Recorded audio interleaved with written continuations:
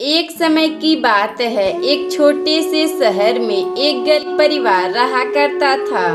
परिवार में महेश अपनी पत्नी सीमा और बेटी साक्षी के साथ रहता था।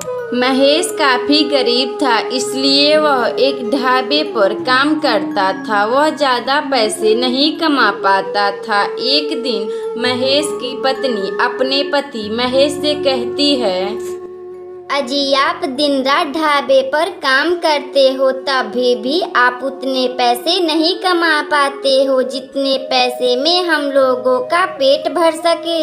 और अपनी बेटी का क्या होगा? वह 5 साल की हो गई। मेरा सपना था उसका दाखिला एक बड़े स्कूल में करवा दूं।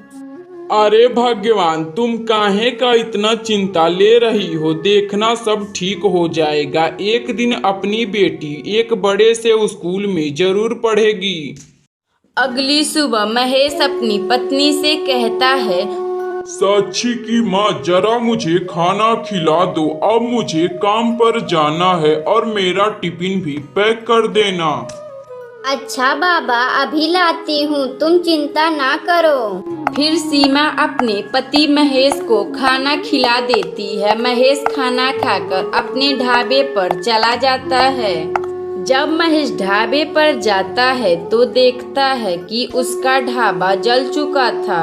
हे भगवान, अब क्या होगा? मेरा ढाबा क्यों जल गया? मैंने किसी का क्या बिगाड़ा था? अब मैं क्या करूं? मेरे पास तो इसके सिवा और कोई काम भी नहीं है। महेश वापस अपने घर आकर अपनी पत्नी सीमा से सारी बात बताता है और जोर जोर से रोने लगता है। अजी, ढाबे से हम लोगों का घर चलता था। अब ढाबा ही नहीं तो घर का खर्चा, मकान का किराया, यह सब कहाँ से पूरा होगा?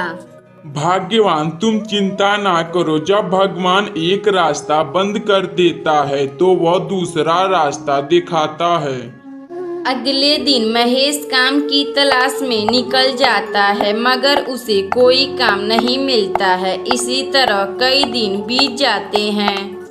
एक दिन महेश की बेटी साक्षी अपनी माँ से कहती है, माँ, कितने दिन हो गए आप मेरे लिए वह स्पेशल वाला ऑमलेट नहीं बनाया। आप तो रोज रोज चटनी बना देती हैं। मुझे तो आज आपके हाथों से ऑमलेट ही खाना है। सीमा यह सब बात सुनकर मन ही मन सोचती है, हे भगवान, मेरी फूल सी बच्ची को कैसे दिन देखने पड़ रहे हैं और घर में बचा खुचा पैसे भी खत्म हो गए हैं। ना जाने कब मेरे पति महेश को कोई अच्छा सा काम मिल जाएगा और यह सब मुसीबत खत्म हो जाए। फिर उसी समय सीमा अंडे लाने चली जाती है और बढ़िया सा ऑमलेट बनाकर अपनी बेटी साक्षी को दे देती है।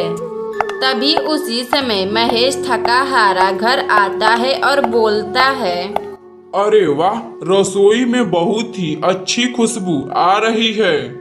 ऑमलेट बनाई हूँ, हाथ मुंह धोकर आइए, आप भी थोड़ा सा खा लीजिए। महेश अपनी पत्नी सीमा के हाथों का ऑमलेट खाकर बोलता है, असली स्वाद तो तुम्हारे हाथों में है। इतनी बढ़िया ऑमलेट बनाई हो कि मैं अपनी अंगुलियां चाटता ही रह जाऊं। अजी, आप पहले ये बताइए कि आपको कोई काम मिला कि नहीं? बिना काम के यह घर कैसे चलेगा? तभी ऑमलेट खाकर साक्षी बोलती है, माँ, आपने कितना बढ़िया ऑमलेट बनाई है कि जो खाए अंगुलियां चाटते ही रह जाए। तभी उसी बात पर सीमा अपने पति महेश से कहती है, अजी, क्यों ना हम लोग घर के बाहर एक ऑमलेट बनाने का ठेला लगाएं। अब हम लोग कब तक हाथ पर हाथ धरकर ऐसे बैठे रहेंगे? बात तो तुमने सीमा एकदम सही कही हो, मगर सीमा, तुम यहाँ के लोगों को जानती हो ना?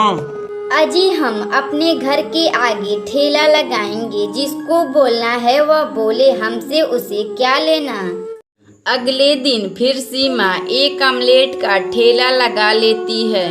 जैसे ही सीमा अपना ऑमलेट बनाना शुरू करती है तभी वहाँ राहुल और अखिलेश नाम के दो दोस्त आ जाते हैं ठेले के सामने और बोलते हैं, अरे वाह सीमा भाभी, आपके ठेले से तो कितनी बढ़िया खुशबू आ रही है। हाँ भाई राहुल, सोच मगर इतनी अच्छी ऑमलेट में से खुशबू आ रही है तो खाने में कितना अच्छा होगा। भाभी जल्दी से हम दोनों के लिए एक एक प्लेट ऑमलेट बना दीजिए।